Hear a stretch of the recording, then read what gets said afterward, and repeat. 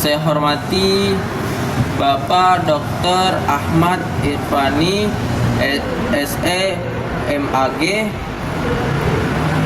Pertama-tama marilah kita puji syukur kehadiran Allah Subhanahu wa taala yang telah memberikan kita kesehatan jasmani serta kita bisa berkumpul pada siang hari ini.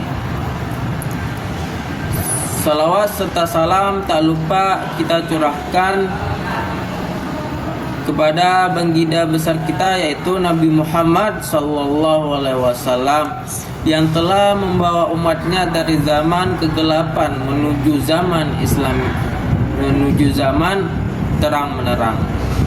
Perkenalkan, nama saya Vicky Alfarizi dengan NIM 2531014. Saya Mizi Aulia dengan NIM 2531012. Baiklah, di sini kami akan membahas materi yang berjudul Syahru Man Qablana dan Mazhab Sahabi. Materi pertama akan disampaikan oleh saya sendiri. Hukum Islam merupakan sistem hukum yang bersumber dari wahyu ilahi dan dijadikan pedoman hidup bagi umat muslim dalam mengatur seluruh aspek kehidupan, baik hubungan manusia dengan Allah maupun hubungan antar sesama manusia. Dalam kajian usul fiqh, sumber hukum Islam terbagi menjadi dua kategori besar, yakni sumber hukum yang disepakati atau muktabar dan sumber hukum yang diperselisihkan atau muktalaf fih. Sumber hukum yang disepakati meliputi Al-Quran, As-Sunnah, Ijma, dan Qiyas. Sementara sumber hukum yang muktalaf masih menjadi perdebatan di kalangan ulama mengenai keabsahan serta kekuatannya sebagai dasar penetapan hukum. Kajian terhadap sumber hukum muktalaf penting dilakukan karena memperlihatkan keluasan pemikiran ulama dalam merespon persoalan hukum yang tidak secara eksplisit disebutkan dalam nas, serta menunjukkan dinamika intelektual dalam proses istinbat hukum Islam. Salah satu sumber hukum yang tergolong muktalaf adalah Syahru Man Qablana, yaitu syariat diturunkan kepada umat-umat terdahulu sebelum datangnya risalah Nabi Muhammad SAW. Syahru Man Qablana ini sering ditemukan dalam kitab-kitab usul fiqh sebagai alat memproduksi hukum syariat. Perbedaan pendapat muncul mengenai apakah hukum-hukum yang berlaku bagi umat sebelumnya juga mengikat bagi umat Islam apabila tidak dihapus atau nas oleh Al-Quran atau Sunnah. Sebagian ulama seperti Imam Syafi'i berpendapat bahwa Syahru Man Qablana dapat dijadikan hujjah selama tidak bertentangan dengan syariat Islam. Sedangkan ulama lain menolaknya dengan alasan bahwa setiap syariat memiliki ketentuan hukum yang sesuai dengan zamannya. Persoalan ini menunjukkan bagaimana ulama berusaha memahami kesinambungan wahyu antar zaman, sekaligus mempertimbangkan prinsip universalitas dan kekhususan hukum Islam. Selain itu, sumber hukum muktalaf lainnya yang menarik untuk dikaji adalah mazhab sahabi, yaitu pendapat atau ijtihad sahabat Nabi Muhammad SAW dalam memutuskan sesuatu hukum yang tidak terdapat nasnya secara eksplisit. Para sahabat Nabi Para sahabat memiliki kedudukan istimewa karena mereka hidup bersama Rasulullah SAW dan memahami konteks turunnya wahyu serta praktik syariat secara langsung. Namun, ulama berbeda pendapat mengenai apakah pendapat sahabat dapat dijadikan hujjah yang mengikat bagi generasi setelah mereka. Sebagian fuqaha seperti Imam Ahmad bin Hanbal dan sebagian ulama Hanafi menganggap pendapat sahabat sebagai dalil kuat yang layak dijadikan dasar hukum. Sedangkan kelompok lain termasuk Imam Syafi'i menilai bahwa pendapat sahabat bukan hujjah yang mengikat kecuali bila disertai dalil yang jelas dari nas. Adapun rumusan masalah dari makalah ini, yang pertama, bagaimana pengertian dan kehujjahan syar'u man qablana, dan yang kedua, bagaimana pengertian mazhab sahabi dan kehujjahannya. Adapun tujuan makalah yang kami tulis yaitu sebagai berikut.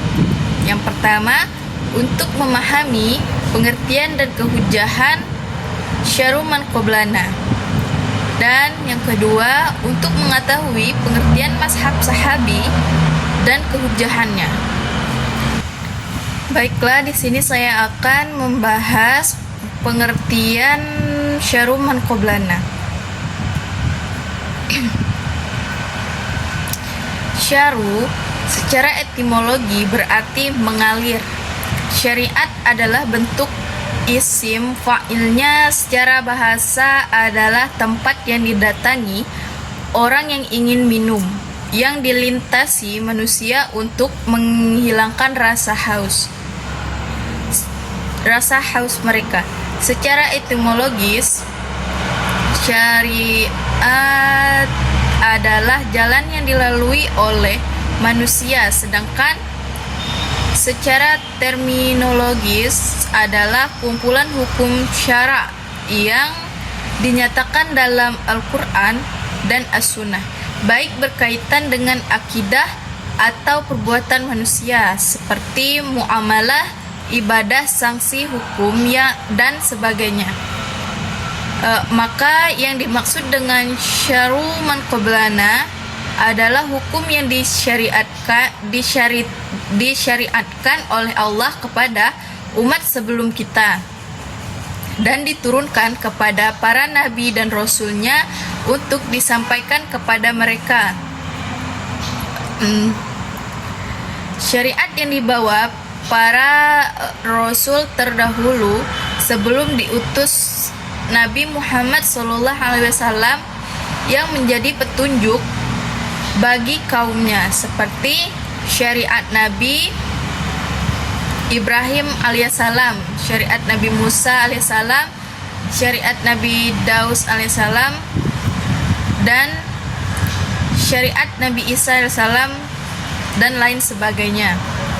Pada syariat yang diperuntukkan oleh Allah Subhanahu wa taala bagi umat-umat terdahulu mempunyai asas yang sama dengan syariat yang diperuntukkan bagi umat Muhammad SAW. Syar'u man qablana bukanlah dalil yang dapat berdiri sendiri, melainkan harus dikembangkan kepada kitab dan sunnah, karena syariat tersebut tidak diamalkan kecuali hanya dikisahkan saja tanpa diingkari dan tidak pula dihapus, sehingga syariat ini bukan syariat yang berdiri sendiri. Syar'u man qablana termasuk dalil-dalil yang masih diperselisihkan atau mukalafi oleh para ulama. Karenanya perlu diuji kehujahannya ketika dipakai dalam muamalah maliyah. Kehujahan syar'u man qablana itu tergantung apakah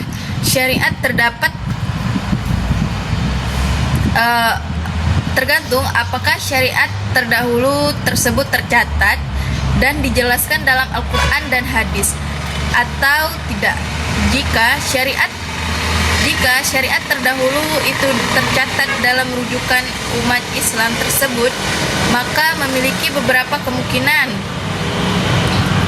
Yang pertama, syariat terdahulu walaupun tertulis dan dijelaskan dalam Al-Quran maupun hadis tetap dimansukh atau dihapus oleh syariat Nabi Muhammad. Para ulama sepakat syariat terdahulu ini tidak wajib diikuti. Nah, yang kedua, syariat terdahulu tertulis dalam Al-Quran dan hadis, kemudian tidak dinas atau tidak dihapus oleh syariat Nabi Muhammad. Para ulama sepakat ini juga menjadi bagian dari syariat yang wajib dilaksanakan, seperti perintah puasa, zakat, haji, dan hitan, dan lain-lain. Nah, yang ketiga, syariat terdahulu disebut dalam Al-Quran dan hadis Nabi, namun secara jelas tidak dinyatakan sebagai syariat Nabi Muhammad dan juga tidak dinas atau tidak dihapus.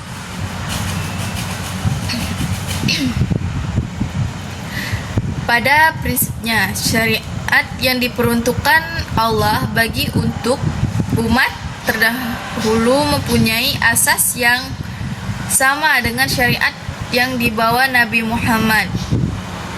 Di antara asas yang sama itu adalah yang berhubungan dengan konsepsi ketuhanan, tentang akhirat, tentang janji dan ancaman Allah. Sedangkan rinciannya ada yang sama dan ada juga yang berbeda, sesuai dengan kondisi dan perkembangan zaman masing-masing. Syariat terkadang sering disamakan dengan fikih, sementara fikih itu sendiri bermakna pemahaman dan secara istilah adalah pemahaman mendalam para ulama tentang hukum syara' yang bersifat amaliyah atau praktis yang digali dari dalil-dalil yang terperinci. Fikih diartikan pula sebagai ilmu yang mengkaji syariat. Kedua, kehujahan syaruman qoblana. Dalam kajian usul fiqh, pembahasan mengenai kehujahan syaruman qoblana menjadi topik penting karena berhubungan langsung dengan legitimasi hukum yang berasal dari syariat umat-umat terdahulu. Istilah hujah di sini mengacu pada otoritas atau kekuatan hukum suatu dalil dalam penetapan syariat Islam. Oleh sebab itu, pertanyaan utama yang muncul adalah apakah hukum yang berlaku bagi umat sebelum Nabi Muhammad SAW masih memiliki kekuatan hukum atau hujjah bagi umat Islam masa kini, ataukah telah gugur dengan datangnya syariat Islam sebagai penyempurna seluruh risalah sebelumnya. Para ulama usul fiqh berbeda pendapat mengenai suatu kehujahan syaruman qoblana. Perbedaan tersebut didasari oleh cara mereka memahami hubungan antara syariat terdahulu dan syariat Islam. Sebagian ulama seperti Imam Syafi'i dan pengikutnya berpendapat bahwa syaruman qoblana dapat dijadikan hujah apabila hukum tersebut ditegaskan kembali dalam Al-Quran atau As-Sunnah serta tidak ada dalil yang menghapusnya. Pandangan ini didasarkan pada keyakinan bahwa semua syariat terdahulu pada hakikatnya berasal dari sumber yang sama, yaitu wahyu Allah Subhanahu wa taala, dan memiliki tujuan yang serupa, menegakkan keadilan, kebaikan serta kemaslahatan manusia. Dengan demikian, Syahrul Qablana dianggap memiliki kehujahan bersyarat, yakni selama hukum tersebut tidak bertentangan dengan prinsip-prinsip syariat Islam yang dibawa Rasulullah Sallallahu Alaihi Wasallam. Namun, terdapat pula pandangan ulama lain, khususnya dari kalangan Hanafiyah dan Malikiyah, yang menolak menjadikan Syahrul Qablana sebagai hujah yang mengikat. Mereka berpendapat bahwa setiap umat memiliki syariat dan ketentuan hukum yang sesuai dengan kondisi dan zamannya masing-masing. Ketika Islam datang, ketika Islam datang sebagai risalah terakhir dan paling sempurna, maka hukum-hukum terdahulu dianggap tidak berlaku lagi, kecuali jika dikukuhkan kembali oleh nas Al-Quran atau Sunnah. Baiklah, di sini saya akan melanjutkan materi yang kedua. Yang materi kedua yaitu mazhab sahabi. 1. Pengertian mazhab sahabi. Istilah mazhab sahabi berasal dari dua kata, yaitu mazhab yang berarti pendapat, pandangan atau ijtihad, dan sahabi yang berarti sahabat Nabi Muhammad SAW. Yang dimaksud dengan mazhab as-sahabi, mazhab as-sahabi ialah pendapat-pendapat para sahabat dalam masalah-masalah. Ijtihad secara terminologis mazhab sahabi dapat diartikan sebagai pandangan, penafsiran atau keputusan hukum yang dihasilkan oleh seorang sahabat Nabi terhadap suatu persoalan secara tegas dalam Al-Quran maupun As-Sunnah. Mazhab sahabi adalah pandangan dari para sahabat Nabi Muhammad SAW tentang masalah hukum yang tidak jelas dalam Al-Quran dan Sunnah. Sahabat-sahabat ini adalah mereka yang langsung bersama Rasulullah SAW menerima langsung ajaran syariat dari beliau. Karena itu mayoritas cendekiawan hukum Islam telah menetapkan bahwa pandangan mereka tidak dijadikan landasan setelah bukti-bukti dari nas. Pendapatan para sahabat menjadi penting karena mereka merupakan generasi pertama yang secara langsung menerima bimbingan dari Rasulullah SAW, memahami konteks keturunan wahyu serta menyaksikan penerapan hukum Islam dalam kehidupan sehari-hari. Ada tiga batasan dalam pemaknaan mazhab as-sahabi. Pertama, sahabat yang dimaksudkan di sini adalah para sahabat yang sesama dan berkumpul dengan Rasulullah SAW. Kedua, sahabat di sini adalah hanya sahabat yang beragama Islam. Ketiga, para sahabat yang dianggap adalah sahabat yang wafat dalam keadaan masih beriman. Sahabat Nabi dikenal memiliki kedalaman ilmu, ketulusan iman dan kedekatan spiritual yang tinggi dengan Rasulullah SAW. Oleh karena itu, pendapat mereka seringkali dijadikan rujukan oleh para ulama dalam menyelesaikan persoalan hukum yang muncul setelah wafatnya Nabi. Pendapatan tersebut biasanya lahir dari hasil ijtihad, yaitu usaha intelektual sahabat dalam menafsirkan hukum Islam berdasarkan prinsip-prinsip yang telah mereka pelajari langsung dari Rasulullah SAW. Dalam konteks ini, mazhab sahabi menjadi salah satu sumber hukum yang masuk kategori mukhtalafi, diperselisihkan keabsahannya.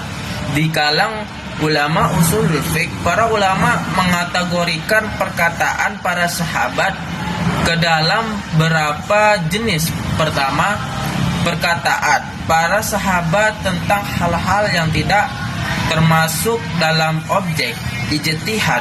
Di sini para ulama setuju bahwa perkataan sahabat bisa dijadikan pedoman karena kemungkinan pandangan mereka berasal dari Nabi Muhammad SAW sangat besar. Meskipun perkataan ini adalah hadis mauquf, namun bisa dianggap sebagai as-sunnah.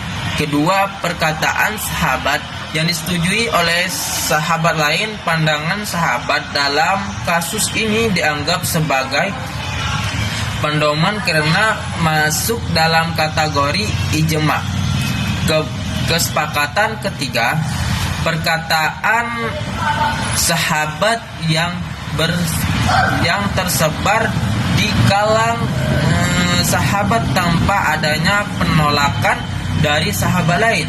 Pandangan ini juga dianggap sebagai pedoman karena mungkin ijma sukuti keutamaan bagi yang memandang ijma sukut dapat dijadikan pedoman. Keempat, perkataan sahabat yang berasal dari pendapat atau ijtihadnya sendiri. Jenis pandangan sahabat seperti ini menjadi sumber perselisihan di kalangan ulama mengenai keabsahannya sebagai pedoman dalam hukum Islam. Kehujahan mazhab sahabi. Imam Abu Hanafi menyatakan bahwa beliau mengambil perkataan sahabat dan mendahulukan daripada kias.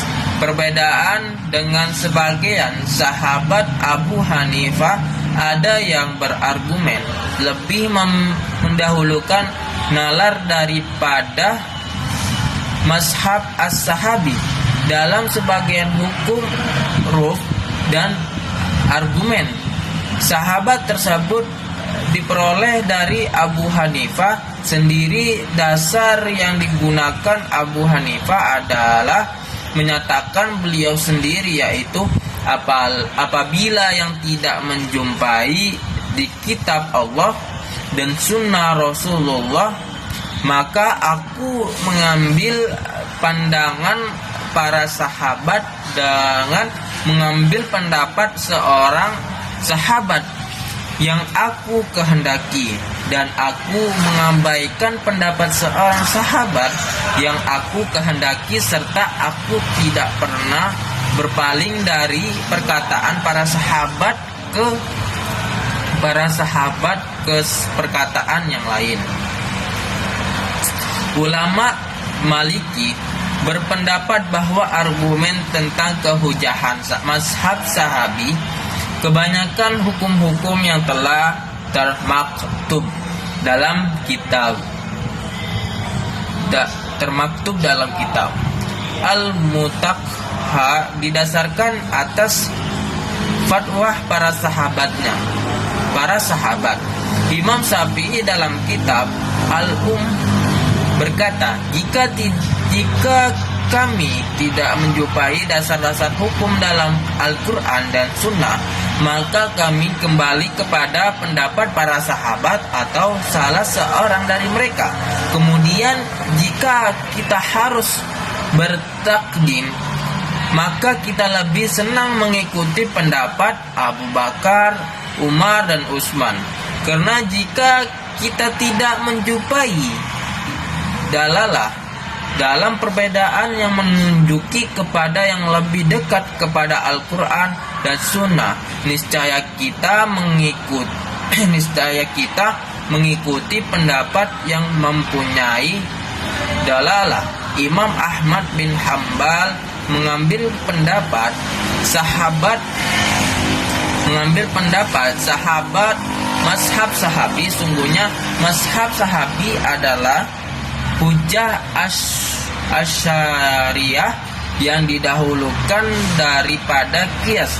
Ini merupakan pendapat imam-imam mazhab Hanafiyah, dan pendapat ini juga telah dinukil dari Imam Malik dan Imam Syafi'iyah dalam Qadimnya, serta Imam Hambali. Diriwayatkan ayah. Dengan demikian mereka lebih mengetahui tujuan syariat, lantar mereka menyaksikan langsung tempat dan waktu turunnya Al-Quran, mempunyai keikhlasan dan penalaran yang tinggi, ketaatan yang mutlak kepada petunjuk-petunjuk Nabi, serta mengetahui situasi di mana nas-nas petunjuk Nabi, serta mengenai situasi di mana nas-nas Al-Quran diturunkan. Oleh sebab itu, fatwa mereka lebih layak untuk diikuti daripada pandangan ulama di atas. Sudah tidak dipastikan bahwa mazhab sahabi dapat dijadikan hujah sebagai dalil syari karena mazhab sahabi tersebut tidak lepas dari beberapa kemungkinan, yaitu a. Fatwa tersebut mereka dengar langsung dari Rasulullah SAW. B. Fatwa tersebut mereka dengar dari sahabat yang mendengar fatwa dari Rasulullah. C. Fatwa tersebut mereka paham dari ayat-ayat suci Al-Quran yang tidak jelas. D. Fatwa tersebut telah mereka disepakati akan tetapi hanya disampaikan oleh seorang seorang mufti. D.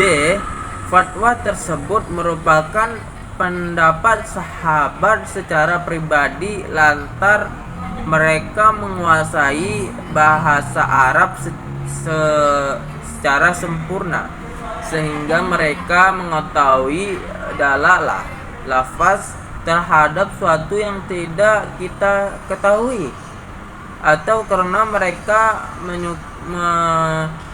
mengetahui latar belakang suatu kitab Al-Quran dan Sunnah, atau karena mereka lebih menguasai permasalahan-permasalahan yang berkembang sepanjang pantauan mereka terhadap Rasulullah SAW, baik perbuatan dan tindakan, lakuan, ucapan, tujuan, dan menyaksikan turunnya wahyu serta tawil dan tafsirnya secara konkret. Mungkin fatwa tersebut berasal dari pemahaman sahabat sendiri yang tidak bersandari hadis Rasulullah SAW, yang ternyata pemahaman tersebut salah. Fatwa sahabat yang tidak bersempurna dari kemungkinan ini tidak dapat dijadikan hujah, tetapi kemungkinan di atas dapat dipastikan lebih banyak terjadi dibandingkan suatu kemungkinan ini. Baiklah, hanya ini yang kami bisa sampaikan. Kami akhiri, wassalamualaikum warahmatullahi wabarakatuh.